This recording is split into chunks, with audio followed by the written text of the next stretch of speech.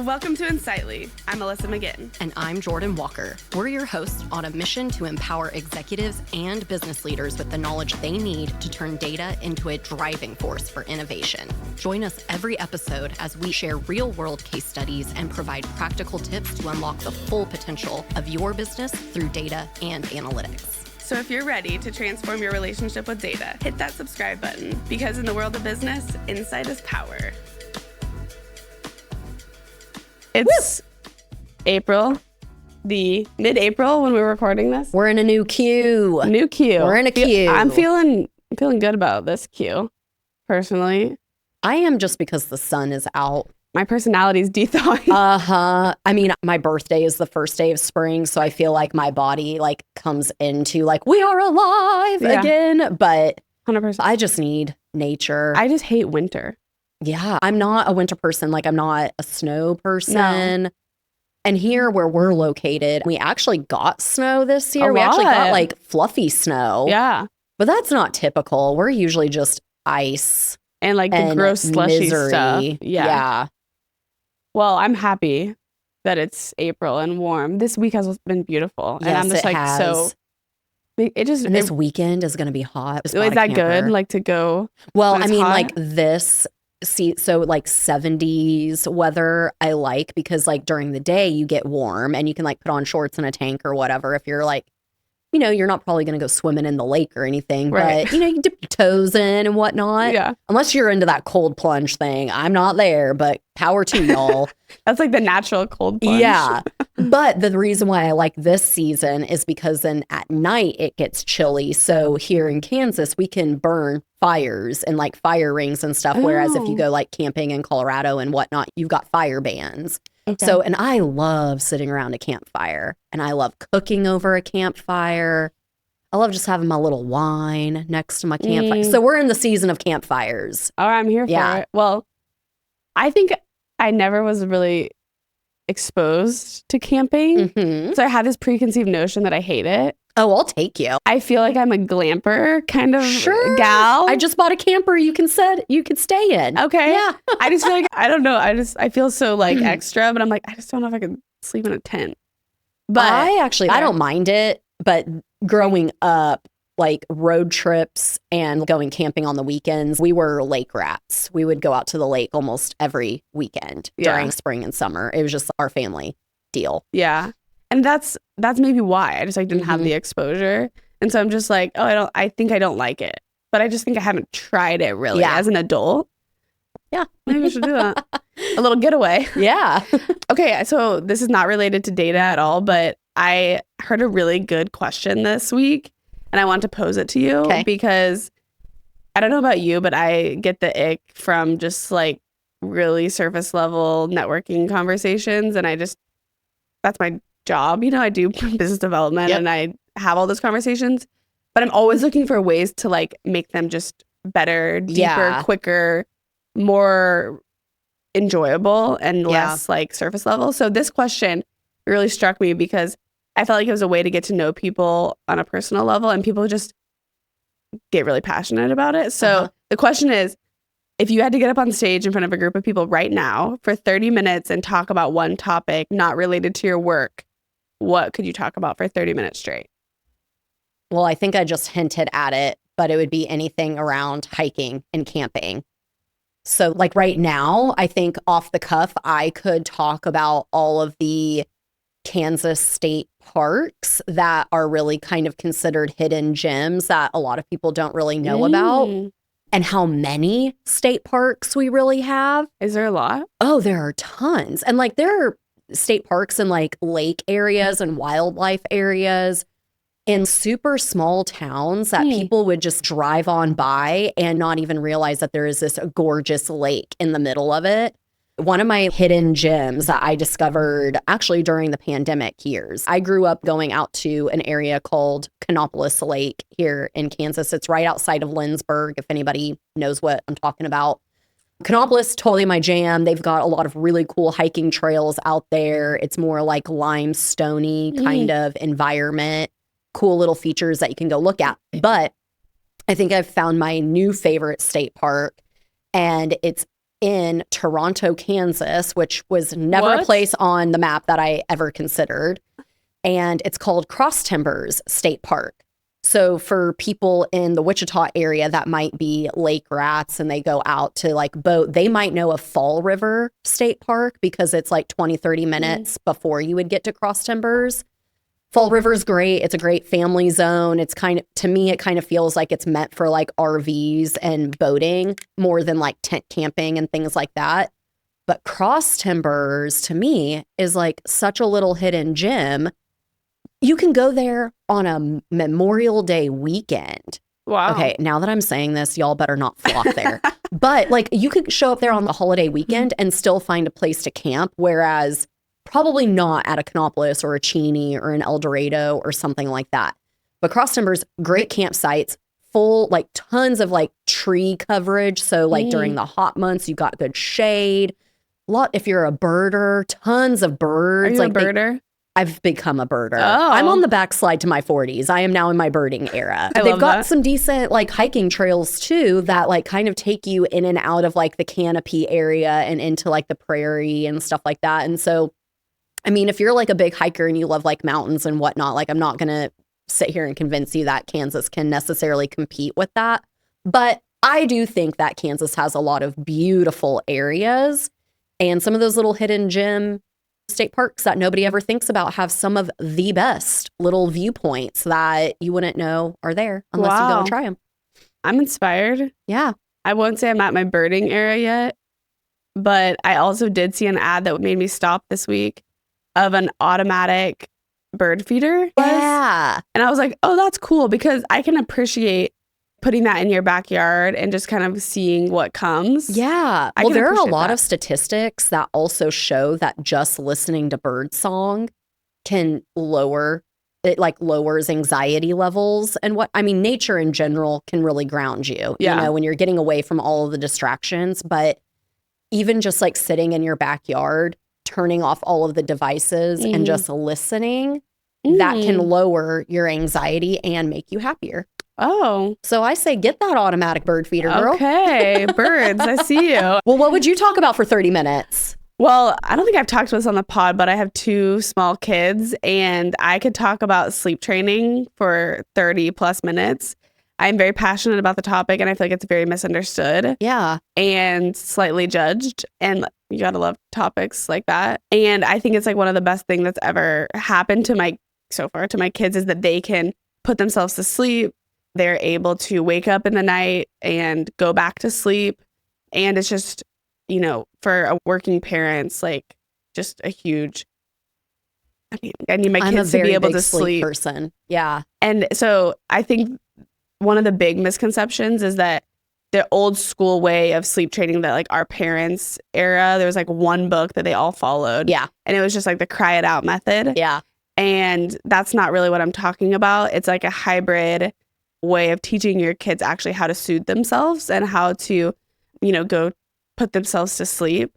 And so it's also not void of love and compassion. Yeah. Like there's snuggles, there's a whole process, there's a whole thing, but it's not just like, all right, kid, go to bed. But it's a huge blessing to like our family because like we can all sleep. Yeah. I always think like moms have to have, like, I'm not a parent, but I always think that the minute you become a parent, you grow a new like superpower gene that allows you to function on very little. And I don't understand it. There's a lot of random things that happen to you when you become a parent. You are a super woman the minute that you enter that era. But I also sleep 8 hours a night. That's beautiful. I want to sleep 8 hours a night. But I just am like, okay, I have to do it. I just feel like there's like a badge of honor for parents out there that's like, I don't sleep and I'm running on empty. And I'm like, that's not really a badge of honor. Yeah. We can do this a different way. Yeah. Well, it goes to like, you have to fill your own cup before you can pour it for others, right? Yeah. Or you've got to put your gas mask on before you can help someone else. 100%. And like sleep is such a big part of your health and wellness. Yeah. It's how your body resets and regulates itself. It's how it cleanses itself and detoxes. And that's a whole nother rabbit trail. I was listening to a podcast about that. And it's crazy the body what is happens. Amazing. Like it's wild. Like at a cellular level. Yeah. Like what happens? And I'm like, whoa. Yeah. And I'm like, what does that mean about my dreams if my body's going through cleansing and detox? Like, You know, doesn't that make you weirdly think about that? Okay, sounds like a cocktail conversation we need to have, because I could go down that hole for sure. That's the thing. I feel like this was dangerous to bring this up because I feel like we have so many random rabbit holes we could talk about. I know. But we're here to talk about data. So, okay. But to I guess relate your icebreaker question though back to data. So I shared with you before we started that I was teaching a course this morning on data analytics, super foundational. It was mostly to professionals that are already in their careers and they're trying to upskill themselves. And one of the things that we were talking about is the differences between quantitative and qualitative data.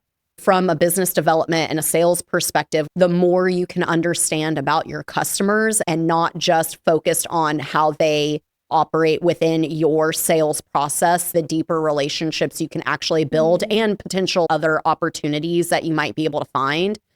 Asking an icebreaker question like that gets them to kind of talk about something other than the product or service or what they need, helps you understand who they are as a human. And the human connections is what forms the relationships and the partnerships and the longevity. And so I think that's a great icebreaker to even consider, like, how can you learn about your customer in a way that's not just particular to your sales model, that helps you go in deeper with them. And I think there's we've talked about this a little bit, like just the new age idea of like spray and pray, and you know, that's kind of gone away now, but now there's AI and all these bots. And I don't know about you, but I get like so much spam on LinkedIn and so much crap that I'm like, you can pick it out so easily now. Like, I can immediately tell if a social media post was written with AI. I've actually gotten letters from partners and clients and whatnot that I can definitely tell they just wrote with AI. And it's one of those things where I'm like, I'm not going to fault you for taking an efficiency route. Sure. However, like, that now says to me that you didn't care enough to spend time on that. And so it just kind of diminishes that partnership and that credibility a little bit. And so, like, being able to take in some of that qualitative data about what you know about your customer, to be able to like personalize something that really speaks to them, like human to human, peer to peer, is always going to work so much better. And you're going to get bigger contracts and you're going to do longer term. Talk about lifetime value. Yeah. Like, that just expands that. And so you're not constantly having to find new customers because you've built depth. It starts to train the customer also to start feeling comfortable with asking you, what else can we do together? What else can I take advantage of? What else do you offer? Which allows you to bring in partners, referrals, things that you maybe don't do, but you become their trusted advisor. Exactly. Like, oh, well, let's ask Alyssa. Or, you know, she probably knows someone that can do X, Y, Z. And I really do think it's that extra step that people think is so laborious and so time consuming. But like, to me, it's the reason I like sales. And the reason that I like being in business development is because I actually like you like people. Yeah. And that's why I've really never done, we've tried some outbound and then I've just killed it because I'm like, but I think to your point, like, I've heard you talk about building out like personas and looking at, I specifically think with your camper company that you worked with. Which is the camper that we bought, by the way. That's fun.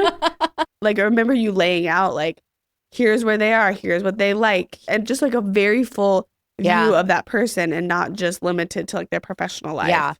Personas are so helpful so like, one, it helps you walk a mile in your customer's shoes and really get to understand them. But even from like an outbound or like a marketing perspective, it allows you to kind of like home in on who you're talking to in that moment. Like, there's always like the awareness stuff, but like, it doesn't benefit anybody if you go out and just kind of like spew off all of your features and benefits when maybe that customer only cares about 3 of those benefits. So like, for example, the camper that we just bought, it's really a travel trailer. It doesn't have an onboard bathroom or kitchen or anything. That is actually perfect for me because I love tent camping, but I want the ease of use of being able to just like drive up so that we can get up and go camping more frequently instead of having to pull all of our gear together. It's just already in the camper. And then it's just about packing our clothes and our food and whatnot, and then we can go. The other thing is that my husband really wanted a more comfortable sleeping situation. Like, I can sleep on a sleeping pad on the ground and be great with it.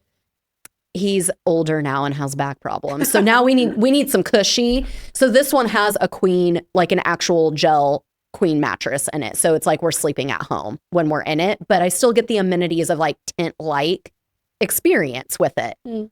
There's a ton of other features that are within this whole thing, but those are like really the two things where I'm like, I can get up and go. It's lightweight. I can tow it on my vehicle, and I've got a bed. Everything else is an add-on to me.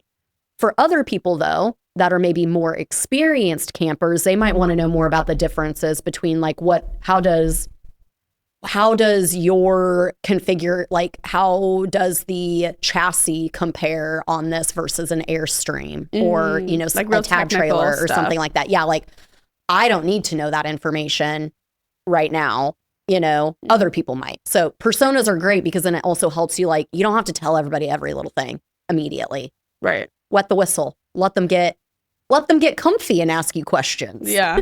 Well, I think this segues perfectly into the actual topic for today in some ways. Yeah, what are we talking about? Yeah, so we did a part 1 of this episode and we didn't make it through the whole thing. So we're just like, all right, part 2.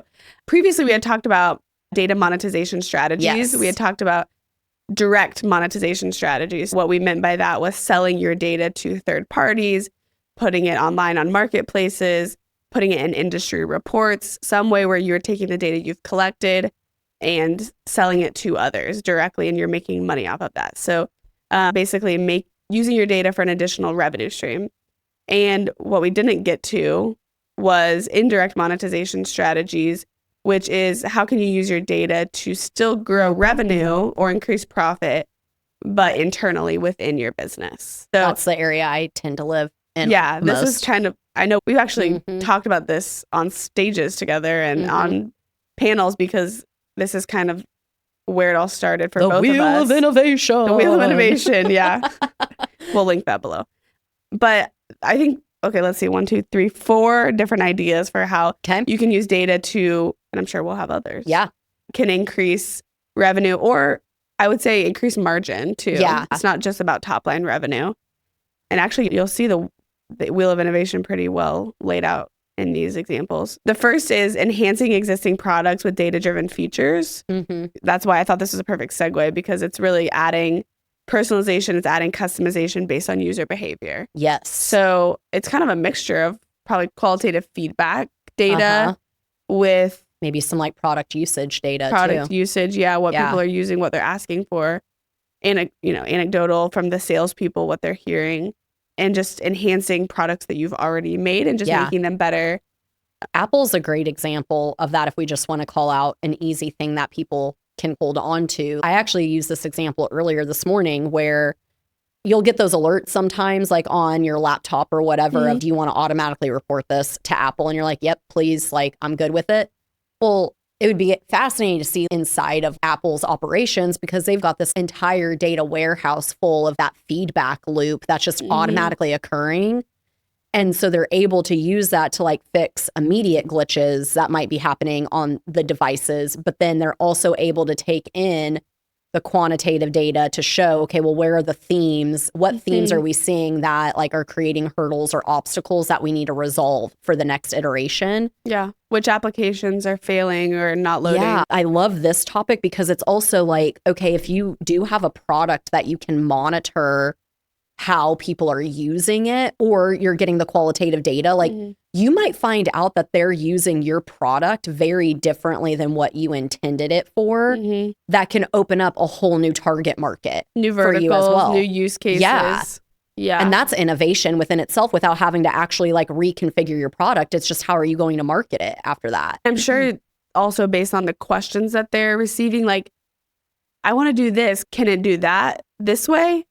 And it's like, oh, no, actually, it can't. We hadn't thought about that. And then you start to get that same question in a different way, a lot of times. And maybe that's data from a chat bot. Maybe that's data from a customer service team, which I feel like is rare these days. I have a good example of how that happened in like a not typical.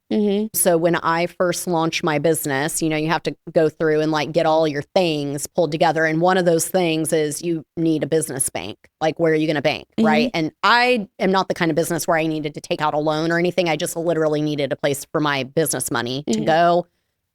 My personal bank is not a bank that I want to move away from them anyway. So anywho, where I'm going with this is I opened up my business banking accounts. Well, as I started, I was like hiring a lot of contractors. So I was paying through like a lot of like, you know, 1099 contract work.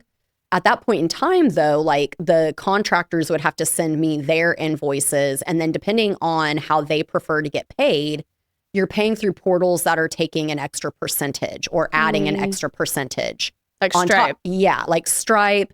I had a lot of people that were going through like the professional PayPal where in order for me to pay them, you know, I would have to add on the 2% fee onto me. So anyway, I started to realize, oh, I'm paying a lot of fees on top of already paying people. So what are my options? I can either ask for a decrease in rate. I could increase client scope to cover that, or let me go back to my bank and see what options we have. So they didn't have ACH wire transfer or direct deposit at that point in their business banking portal. So I was talking to my representative and I was like, do you have this? And they're like, no, we don't, but we'll submit a ticket letting the team know that it's been requested. Literally within 2 months or less than that, I got a note from that team saying, hey, we saw that you requested this. We want to let you know it's now implemented. Could we hop on a call and show you how it works and get your feedback? Wow. And I was like, 100%. So we hopped on. They walked me through how easy it was to set up templates and get all the information that I needed to transfer. And then we went through, okay, well, what's the cost of that? The cost of the monthly fee to be able to do that was less than the fees that I was paying through like a QuickBooks, a PayPal, any of those services. So anywho, that was a really great example of I reached out. I gave that feedback of like, I'm looking for this. They logged it in a ticketing system. They resolved it and it saved me money. I will be an advocate for this financial institution forever now because of that. And I don't normally have much faith in that process. Like, we're going to submit a ticket. I'm like, cool. That's never going to happen. Cool. I'll never hear from you again. So that's actually really encouraging. And like, and I think that's a huge missed opportunity. And maybe some people are doing that stuff behind the scenes. What you want as a consumer, it never makes it to the top of the list. Yeah. Because maybe you're not their ideal client profile, or what you want is so, fringe. But I think that's exactly like, and that's innovation. Like, that's innovation for them. Like, if that wasn't going to be possible, if the fees kept, like, the last thing I want to do is have to charge my customers or my clients more just to cover a fee that I'm paying. Like, if I'm going to have to increase rates, I want it to be more value driven, instead of like, I can make more profit off of this, right? Like, I want it to be value driven. And especially when you're in a service-based business, like literally everything has to be looked at as value-driven because it's easy to pick apart, But if that was not a feature that was added, I'm sure that I probably would have explored other business banks and then gone through the challenge and the hurdle of having to switch, banks, which you don't want to have to do. It's not really that bad, but who wants to spend time doing it? But yeah, like that, they kept me as a customer. I've submitted testimonials. I've been on videos with them, like to promote how great the team is to work with. They immediately sent me from just a member of the bank to I am now an advocate, purely because they took my feedback and then they had the feedback loop from it. And they probably have no idea how valuable that is. Yeah. Like they don't know probably all the people that you've told. About it, all the people that that are starting businesses, you're like, totally done. They're the first, like whenever people ask me, who do you bank with? I'm like, you go there. Yeah, this is what you do. This is where you go. This made me think of another example. Speaking of like new verticals, is we had this tool, which I know you know about, called revenue management. And it's all about customer data and accounting data and all about customer segmentation and understanding your revenue drivers and ICP from a data-driven perspective. And the use case for us was like our internal clients using it or other people that want to understand their customer base. But what we found out is that the process of buying and selling a company, which we now pretty much focus on, was really important for a company that was going to market to be able to show their customer base and to show that it wasn't fully overly leveraged or concentrated. You didn't have one big whale that was generating all the revenue. Right. And yeah. And so we hadn't looked at it in that way. And then someone pointed that out, made a referral. This guy who is an investment banker came to one of our webinars and he was like, why have you not thought of this like use case? And so like his persona was not at all a part of like our original persona for the product. And now that's like a huge part of our business. Yeah. And so I was like, I mean, I don't know where the data exactly came from. It was pretty much qualitative and like you can trace it along the story, but we just don't always have a clear picture, which is why data and like the evolution of that in a business is so powerful. Well, and I think this is and the whole reason why, like this morning when I was teaching that course, the reason why we went so foundational with like quantitative and qualitative data to like understand that I wanted to really help people understand that both of them are important. We're very comfortable with quantitative data because it's objective. You know, 50% of our target consumers use the product in this way. Cool. Like that's not disputable. You know, like 50% of them use it that way. But that doesn't help you understand what opportunities you might be missing, you know? And so in getting that feedback loop and just asking good questions or having those moments where maybe you're just pulling together like different people that you maybe work with, you know, or a webinar like that. And then you can open up and ask a question like, what other ways could you see using something like this? Like there might be some great aha moments that don't really jump the shark from your business model. You know, like that opportunity didn't mean that InfoFluency had to completely reconfigure its business structure. No. It was an easy, you know, adjacent, you know, vertical to go with. Using the exact same product, it's just for a different purpose. So that just shifts the way that you market it and who you go and talk to about it. Value proposition is you can help your clients get better outcomes because they can clearly show the story of their data and their customers. Better outcomes for everyone in that transaction. And that's obviously not our value proposition for a company who wants to use it to internally for a marketing strategy or sales strategy. But yeah, like that's not it didn't change anything fundamental for us. I think those opportunities are some of the best opportunities because typically when we think about innovation, and we've talked about this in some of our early innovation episodes, but typically when we think about it, we think about either new features and benefits, new products and services, new verticals and new customer profiles is a sign of innovation. But if you're not using data to help you understand what that looks like, it's fine to be in a test mode and kind of go and explore, but you're not going to want to put a lot of energy and budget behind just exploring. So the more that you can implement like those feedback loops, the less you're throwing spaghetti at a wall to see what sticks. This CFO reached out to me on LinkedIn and he was like, I love your posts. Can we chat? And we ended up getting on a call and he was like, he's kind of a serial CFO, so he goes to private equity backed companies, is in that role for 5 years, and then kind of moves on. Sure. And he was like, you won't believe the amount of times that we have like a product team or a sales team that comes to me and says, we've got to go to expand out east. We've got to go east because we've heard they're going to love it. We've heard. They're waiting for us to get there. Like they cannot wait. And they went to one convention and heard everyone said that they should come. And so then they do it and it falls flat.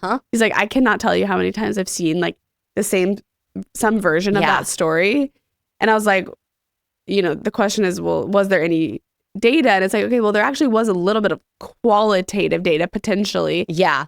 It's just like a few people said that what was the survey from where that data came from? Right. Yeah. And it was like such a small pool of people that are obsessed with it. You can't just like launch a whole new product line because you're convinced that people are going to buy it. Yeah. Like unless you've got the wiggle room to take risk. Sure. You know? Yeah.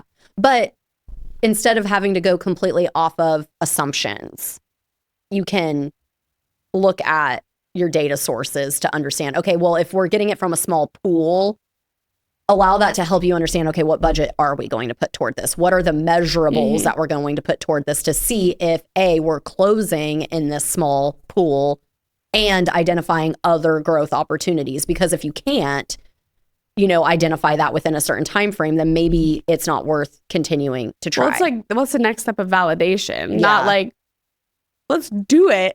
Because it's like, I think that's kind of what had happened is, they were talking it up as if everyone and their mom would buy this product when really it was a small group. And it's like, it's almost like the startup world, like product market fit. Yeah. That's the same thing within a company in regards to innovation. It's like, oh, that's interesting. Like, here is a data point. Yes. This is interesting. But you got to go prove it. Yeah. Let's go see. Let's go talk to more people. Yeah.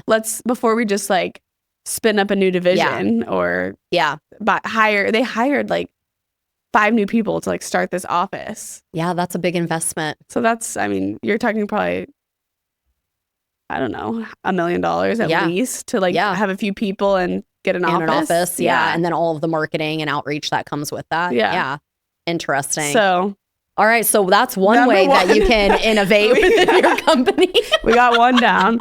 Okay. Well, this one's easy. We can go through this quickly. Creating an entirely new product, which we've just talked about. And I think part of the innovation wheel we've referenced, and back to Apple, there's almost like this idea of a product. There is an idea of this product ecosystem. For sure. And Apple has done product systems. Geniusly because geniusly. But now, did you know that you can copy from your iPhone and paste onto your MacBook? Yeah. It's wild. Genius. Yeah. I mean, like, okay.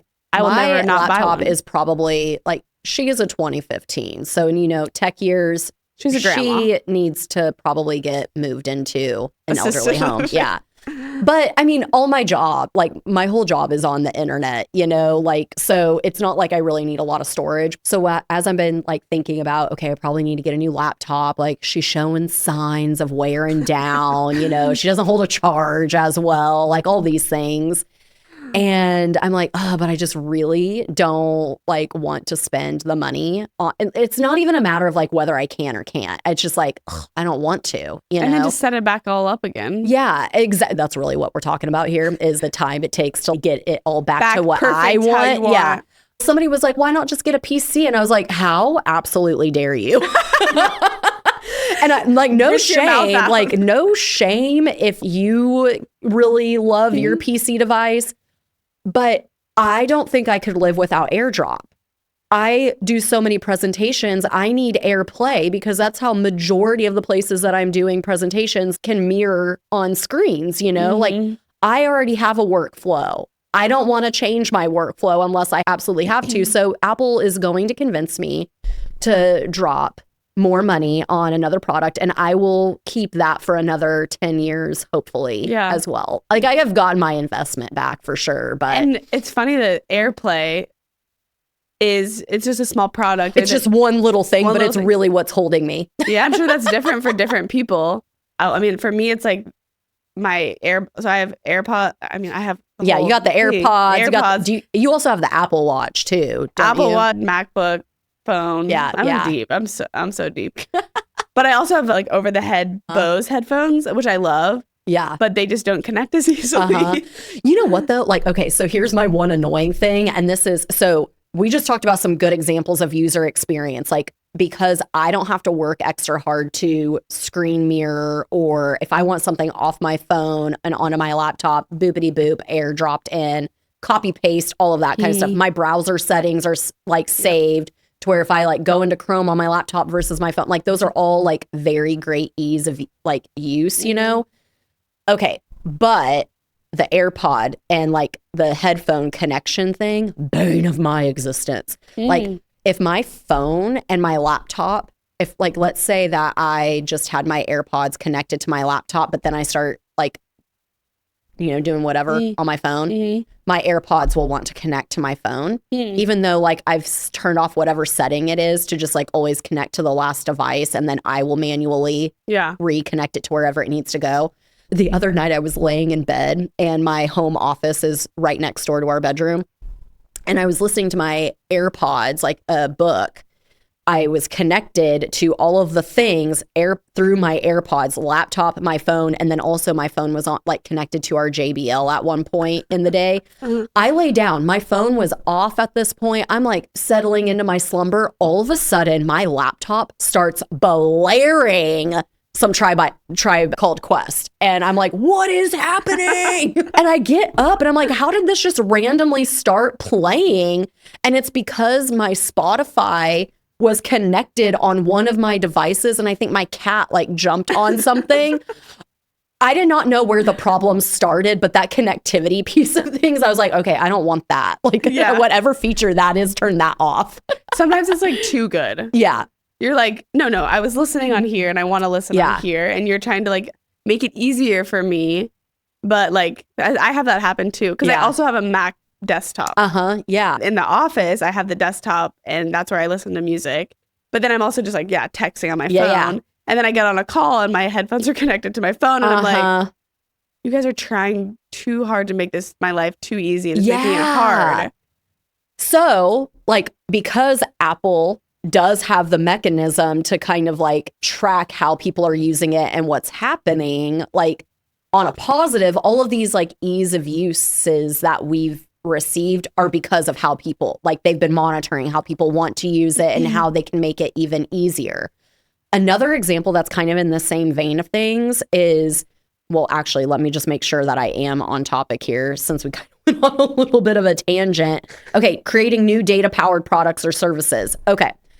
It was at Wichita Startup Week a couple years ago. There was someone who came to speak to us from Amazon, and they were talking about Amazon's innovation culture.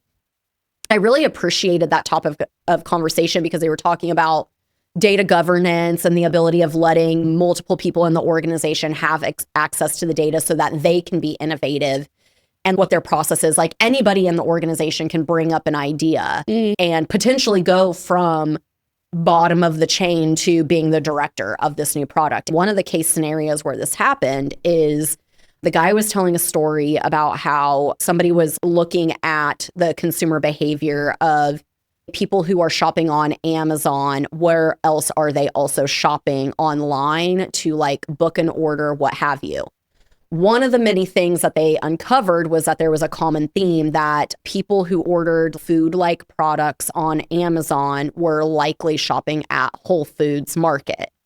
And so then they came up with the idea of, well, why not just buy or partner with Whole Foods to make sure that in the cities where we can do the hour deliveries or less, kind of things, that if people are already shopping at Whole Foods, let's just make it easier for them to do it on our platform.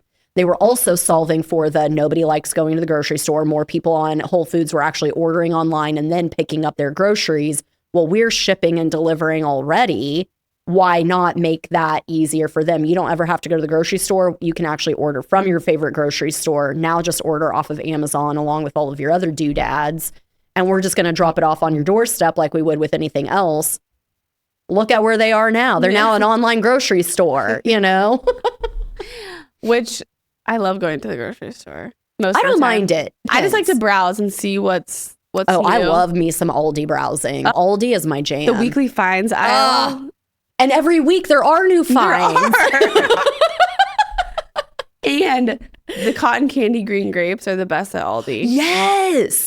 Yes. Thank you. Oh, they also have, they're called speculoos.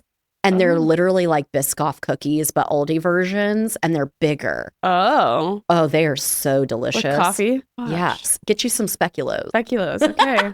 Noted. All right, what else are we talking about? Okay, I think the third one is my favorite, which is optimize operations and increase profitability. I have a lot of examples of increasing profitability or just getting rid of things that are not profitable. Yeah. Whether it be customers, whether it be service lines, products, whatever it may be.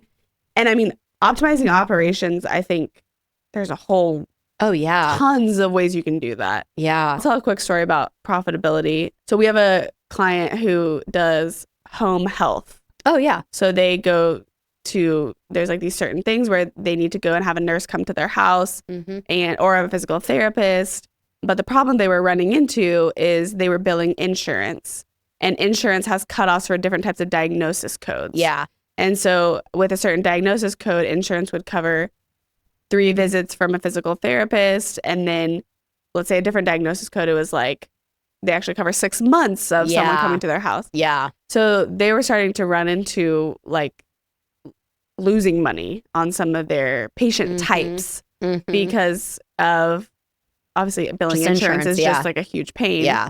And then they also had these contractors, so like some of the specialties like physical therapy, where they would contract them out and then they would pay them, and then insurance still had to pay them. And so they were basically like the bank because they were already having to pay while they're still waiting to get that revenue. Right. So it's not only cash flow problems, but profitability too. So what the data showed them was they had to pull in data from there's like a specific medical software, the patient type, the aging AR, and then also like the analysis of the insurance coverage of the different diagnosis types. So what they ended up finding, long story short, was there was 3 different types of, I think 3 or 4 different types of diagnoses that were just purely unprofitable. Yeah. Or just like the tiniest little margin. And so they stopped. Yeah. They just cut them out.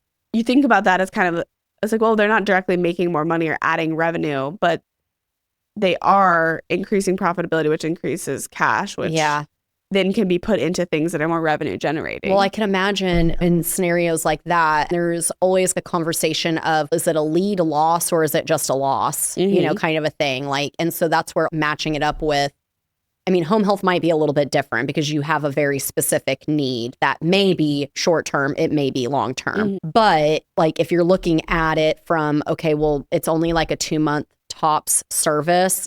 The goal is that they're going to graduate from it. We don't really have add-ons we're not upselling more home health care services necessarily, you know. But if you're looking at that also against the product combinations and you identify like, okay, well, that might be a lead loss because it actually leads to more opportunity down the road. But if you are seeing a loss and you're also like coupling that with, okay, well, our team is getting stretched. Like, I mean, in some of these industries, we've got workforce, you know, challenges where there's only so many PTs and OTs to go around. You know, when you start kind of looking at it from like your business model and your profit model of, it's not just about the service and the insurance code and stuff like that. It's, you know, my team is already stretched really thin that we can't take on the other opportunities that actually we really can serve a lot better. That like, that is a great scenario of when you can look at your profitability data that really makes sense, not just even on a profit level, but also like a team and a culture perspective, because the unfortunate thing, especially in that category, is that you do want to help everyone, just the nature of it. However, you can't burn your workforce out because either they're going to go somewhere else where they get a little bit more like work-life balance, or they're going to leave the profession completely. And we don't want to cause problems that lead to that either. It is true that industry, it feels almost harsh to say like we're cutting out these diagnosis codes. And I said that so just like flippantly, because I've just thought about it from this like business perspective. But you're right. It's like, if you look at the bigger picture, like there's people that they can serve better that they're not getting to. Yeah. And, you know, okay, we've talked about this a little bit, but like a part of that innovation wheel, that one of the 10 areas of innovation that you can make within your business is looking at your partner network. Is there another home health service that actually rocks those diagnoses codes that you can't handle anymore?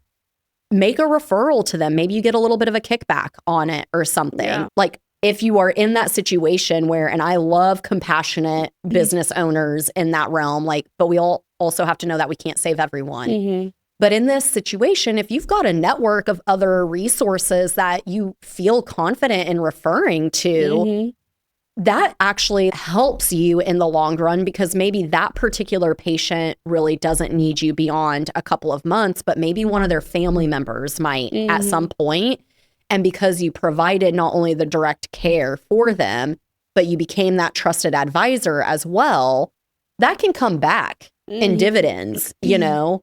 So. No, that's a good point. I hadn't thought about the partner network. But then that also, I mean, I think that's true in like more how do I say it? More non-people's health related industries. Yeah, like, okay, you could even put it in like my industry. I'm not saving lives, or I'm not. Like, I could look at the time that I'm putting in to particular client services and the types of services that are being offered.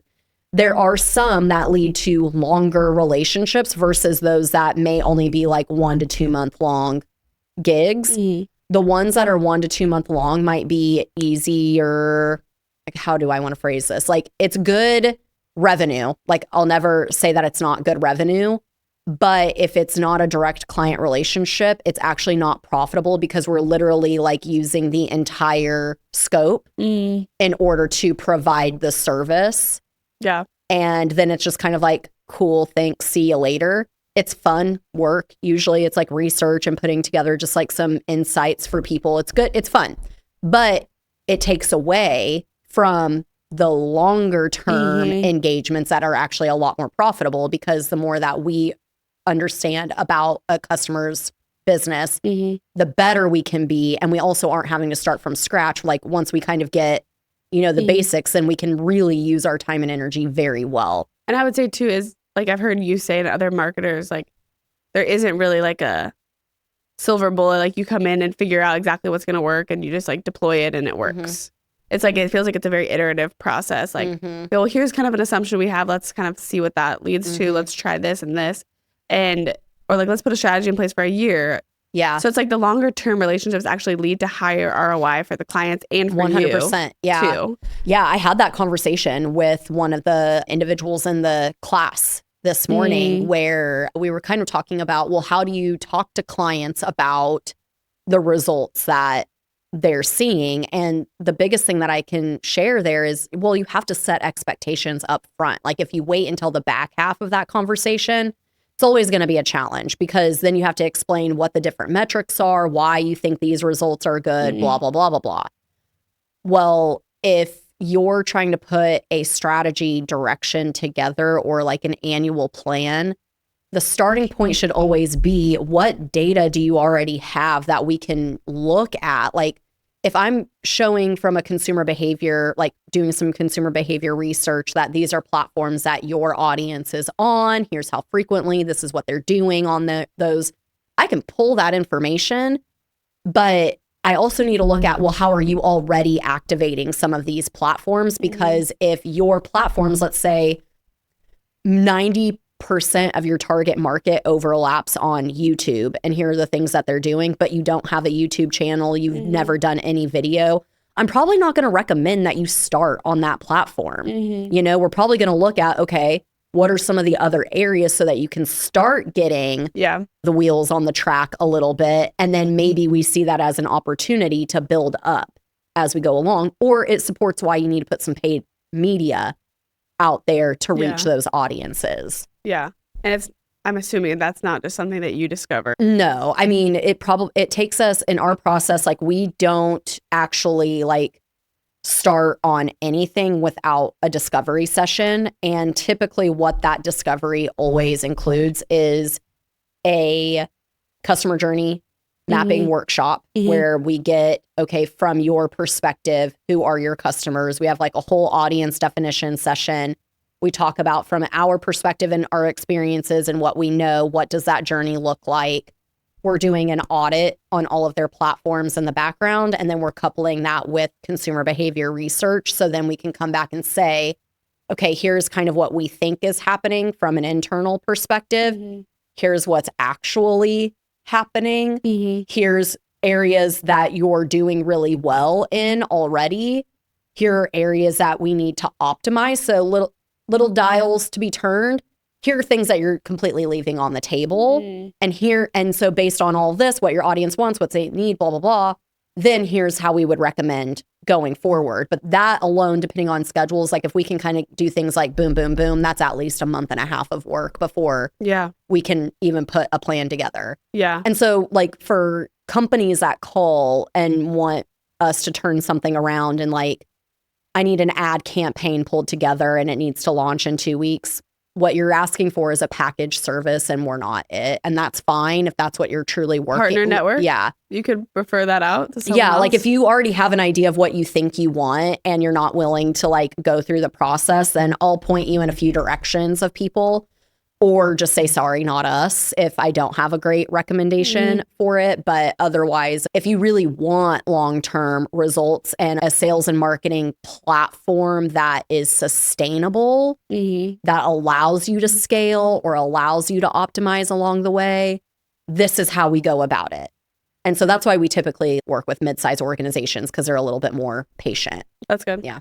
I have one more example and then we'll wrap up, which I think is one will be hopefully enlightening, because I had a guy that's actually in town here called me and said he was looking at buying, or he was approached about buying a business. And one of his main concerns about the business was that on paper, the most profitable clients or the highest paying, even like on a retainer clients, actually took a lot of time. Yeah. And so I think that's a way to look at profitability in relation to your people costs, especially in service-based businesses where it's not just a product that you can have high margins on, it's people answering tickets. So in that industry, they have, as I'm sure many people have interfaced with, they have like a ticketing system. So you have like a help desk, you submit a ticket, someone on their team gets to the ticket, they help you.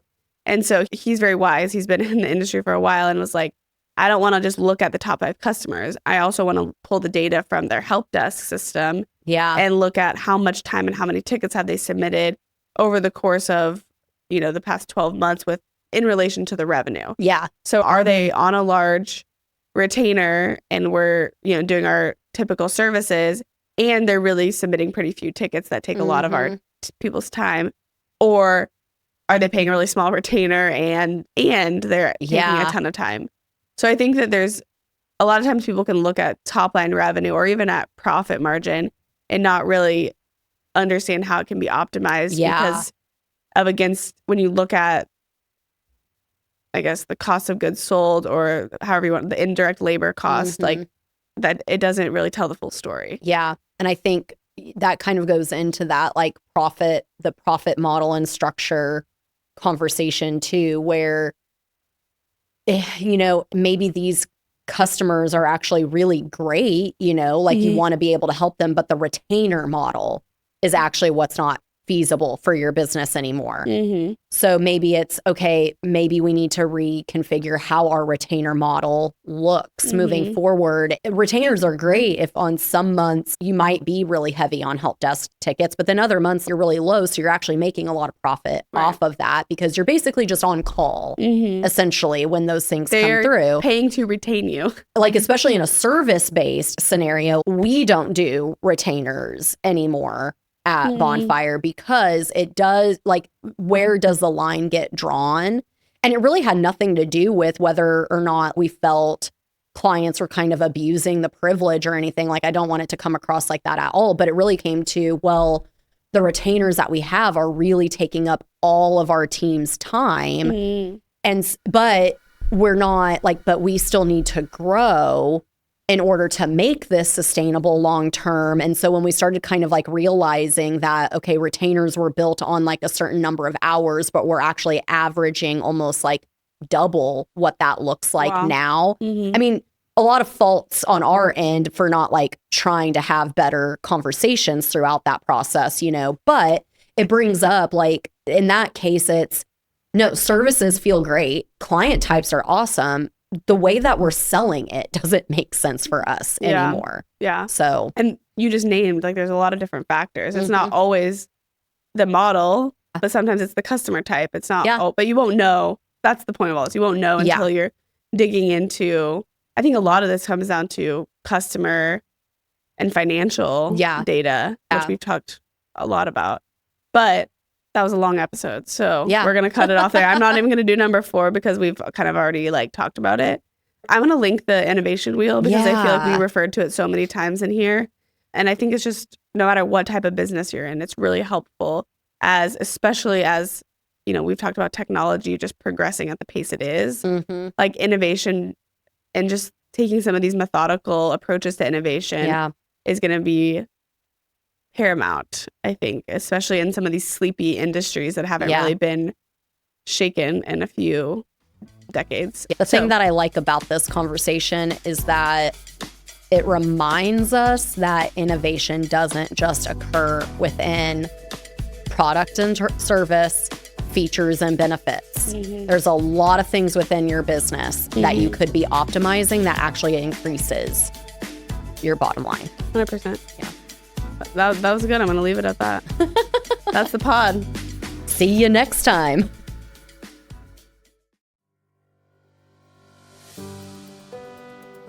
This show is part of the ICT Podcast Network.